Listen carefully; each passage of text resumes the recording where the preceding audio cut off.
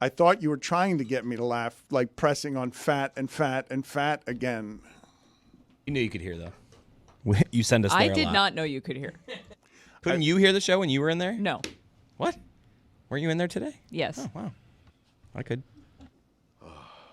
I thought Charlotte was in on the bit. I thought Charlotte... She's always in on I the mean, bit. I'm always sort of half in, half out on the. I always think the bit's real. I could indeed hear you guys in the penalty box, but I was trying not to laugh because, yes, I have altered my wardrobe, but I told Juju it's just cold. It's 60 degrees. You gotta keep dressing like this. It's good. She bought me shoes for our anniversary, and so I do have some new shoes. God bless her. What are they? Well, God bless her. Oh, it's just an assortment of nice things that she's bought. I don't have any Yeah, ideas. you've upped your game. No, but she's upped my game Yes. on our anniversary. Good Lord, the last couple of years have been hard on her too. And but one of the many things that I love about Hey, her now. is that only when costume that she lets me be who I am. That's how I show up at the Grand Prix dressed like I was, because she just lets me be who I am. But she lives with a gorilla. You're basically like the kid from Big Daddy, where like Adam Sandler's like, just let him wear what he wants to wear. He's got, like, What's your name now? Frankenstein. Yes, she lives. Yes, she lives with someone who hasn't learned anything other than this thing. I don't know how to do anything, so I don't know how to dress myself. But she lets me be. Well, keep going. Give her. Tell her that she's receiving very positive feedback from your coworkers. And No, just- but that's the thing. No, she said she didn't understand how you guys were making fun of the flannel when everybody was telling you the flannel looked good, and I'm like, I don't get that either. Like they ran me into the ground on how funny and awful I looked. That I looked like Bob Villa. It's a home improvement. Dude, it was just like a shocking thing. If you see a guy that dresses in a suit all the time, and then you see them out and they're all of a sudden wearing a polo, like, whoa, what's going on with a polo, guy? Like, it's just what you do. Have you seen Dress Down Stephen A. Smith? Like when he's got like Yes. a hoodie on? It is so jarring. Seeing Stephen A. Smith without sleeves on was one of the most jarring moments of my life. Sleeveless A. Smith is not a look that I ever want to see again. Well, he's lost some weight and he's here for a fight. Like, he wants to beat everybody in the new media age. He wants to take out everybody. Like, look what he's doing.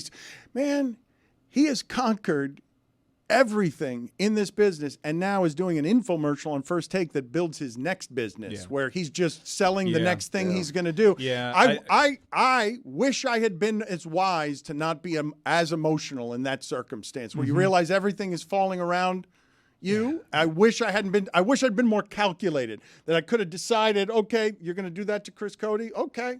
All right. I'll wait 18 months and build it on your dime.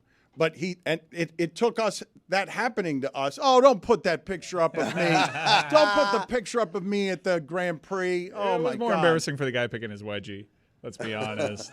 Valerie, Is that what he's doing? Valerie, why'd you let me I thought leave he's holding the house door that open. way? Why did you?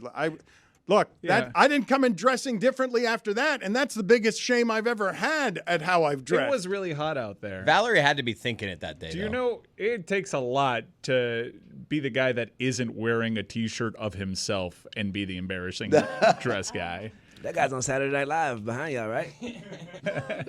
I want to talk a little bit about Stephen A. We've done that segment a bit, but yeah, the dude is using ESPN as he grows his brand, as he becomes synonymous with that brand, but also trying to distance himself a little bit in building out the video aspect of his next step.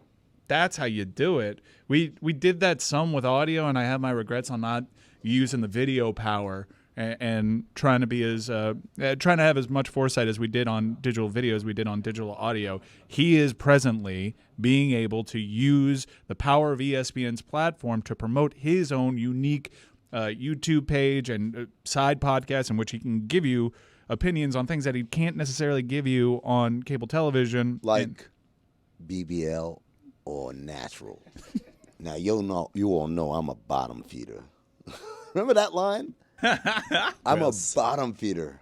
Wow. Yeah, it allows us to see a different side of him while he is still the tentpole of their daytime programming, and it is being so expertly done by him and his team that I'm so certain that he's not going to be exclusive to ESPN in the ways that he is for much longer. because he is definitely plotting another avenue. Well, let me explain what's happening to you for those who don't understand, because it's pretty simple. It's not that complicated. The biggest star at ESPN has realized he's underpaid, because he is, because Chris Cody got us $1 million a year.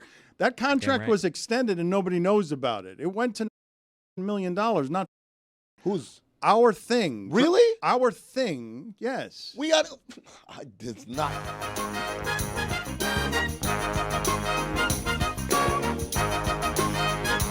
Some rules. It's been a week.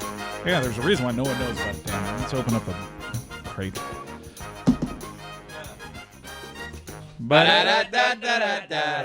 Couldn't you just bleep it out, the number?